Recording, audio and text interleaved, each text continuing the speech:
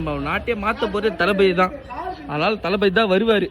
தளபதிக்கு ஓட்டு போடுங்க, விசில் போடுங்க, அவ்வளோதான். 79 வயசுக்கு தான் ஓட்டு போட. அறிவில் உனக்கு என்ன சின்ன பிள்ளைத்தனமா இருக்கு?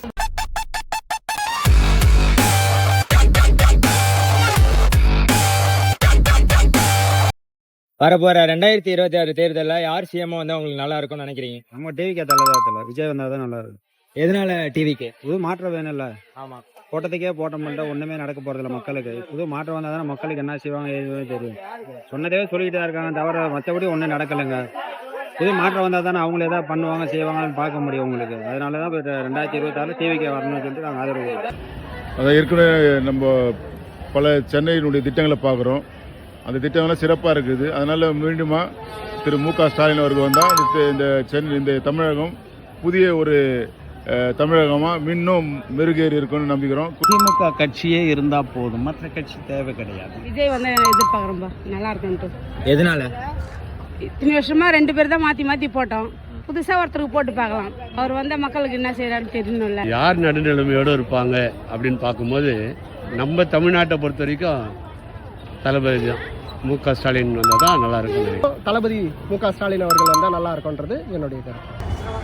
நான் வந்து கட்சிக்காரர் தான் தம்பி. டிஎம்கேல வந்து பார்த்திங்கன்னா ஸ்டாலின் தான் நினைப்போம். ஏன்னு கேட்டிங்கன்னா மகளிர் உதவி பழக்கு ஒரு வேலை செய்யாமல் போகிற. அதே மாதிரி பார்த்திங்கன்னா பஸ் வசதி ஒரு லேடிஸ் ஒரு பொண்ணு சீசன் எடுக்குன்னு சொன்னால் அவங்க வந்து பார்த்திங்கன்னா பொருளாதாரமே யூஸ் ஆகும்.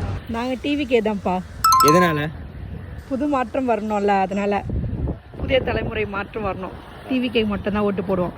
நீங்களும் எல்லாரும் டிவிக்கே ஓட்டு போட்டுருங்க. எதுக்குன்னே நடந்துக்கிறதுக்கு ஆட்சி செஞ்சுக்கக்கூடிய அரசாங்கம் திருப்பி வந்தால் நல்லா இருக்கும்ட்டு எதிர்பார்ப்போம். எதனால? தொடங்கப்பட்ட திட்டங்கள் வந்து முழுமையாக நடைபெறணும்னா இருந்த ஆட்சி இருந்தால் நல்லா இருக்குன்ற மாதிரி ஒரு பொதுவான ஒரு கருத்தெல்லாம் வச்சு நாங்கள் சொல்கிறோம். தளபதி தான். எதனால? அவர் இப்போ ஃபஸ்ட்டு ஏடிஎம்கே இருந்தது, அதுலேயும் எதுவும் மாற்றம் தெரியல. டிஎம்கே வந்தது, அதுலேயும் எதுவும் மாற்றம் தெரியல. ஸோ ஒரு வாட்டி போட்டு பார்க்க நல்லா மாற்றம்னா மாறும்ல. யார் நல்லா இருக்கும் வந்தால் நல்லா இருக்கும்னு நான் எதிர்பார்க்குறேன்னா டிஎம்கே இல்லை, ஏடிஎம்கே அவரும் இல்லை, என்டிகே அது நடக்காது. டிவிக்கே தான் நம்ம தலை டிவிக்கே தான். யார்? நம்ம தளபதி. அவர் வந்தால் தான் தரமாக நடக்குமே. செய்கை இதுக்கப்புறம் தான் இருக்குது. 2026 தளபதி வராரு. எல்லாமே தளபதி தான். வேற எதனால தலை? எதனாலனா அவ்வளோ பெரிய உச்சத்தை விட்டு இங்கே நம்மளுக்காக நம்ம அவரோட ஃபேன்ஸுக்காக ஒரு நல்லது செய்யணுன்றதுக்காக ஒரு நல்ல எண்ணத்தோட ஒரு நாட்டு மக்களுக்காக இவ்வளோ நாள் நம்மளை வந்து இந்த இடத்துக்கு உயர்த்தி தூக்கி வச்சுருக்காங்க. அவங்களுக்காக நல்லது செய்யணும் அப்படின்ற ஒரு நல்ல மனப்பான்மையோடு வந்திருக்காரு. அதனால் அவர் தான் வந்து எல்லாமே நம்ம நாட்டையே மாற்ற போகிறது தளபதி தான். அதனால் தளபதி தான் வருவார்.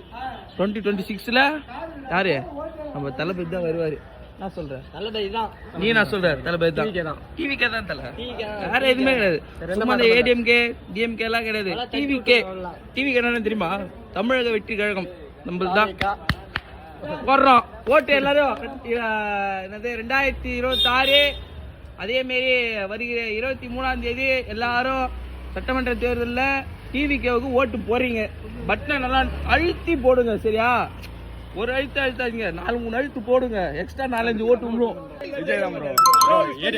ஏடிஎம்கே டிஎம்கே வந்து பல வாட்டி ஆண்டுட்டாங்க. அவங்களுக்கான இது வந்து யங்ஸ்டருக்கான ஒரு முக்கியத்துவமே ரொம்ப கம்மியாக இருக்குது. இப்போ பார்த்தீங்கன்னா நம்ம டிஎம்கே ஆட்சியில் கூட பார்த்தீங்கன்னா இந்த டிஎன்பிசி முறைகேடு, இந்த டிஎன்யூஎஸ்ஆர்பி, அதுக்காகலாம் எத்தனாயிரம் பேர் வந்து இதுக்காக படிக்கிறதுக்காக ஏங்கி படிச்சுட்டு இதுக்காக லைஃபே தொலைச்சிட்டுலாம் இருக்காங்க. இப்போ நம்மளுக்கு சென்ட்ரல் கவர்மெண்ட் தான் யூபிஎஸ்சி அந்த எக்ஸாமில் தான் ஏதோ நம்மளுக்கு கிடைக்கல பரவாயில்ல. டிஎன்பிசி அதுக்குன்றது நம்ம ஸ்டேட் கவர்மெண்ட் எக்ஸாம், அதிலலாம் நம்ம கிடைக்கணுன்றதுக்காக தான் எத்தனாயிரம் பேர் படிக்கிறாங்க. அவங்க வாழ்க்கையை விட்டு தமிழ்நாடு ஃபுல்லாக இருக்கவங்க அங்கங்கே உள்ள கோச்சிங் சென்டரில் லட்சக்கணக்கில் கொடுத்து இந்த எக்ஸாமை அது முறைப்படி நடத்தணும். அதிலே நிறைய ஊழல் எல்லாமே நடக்குது.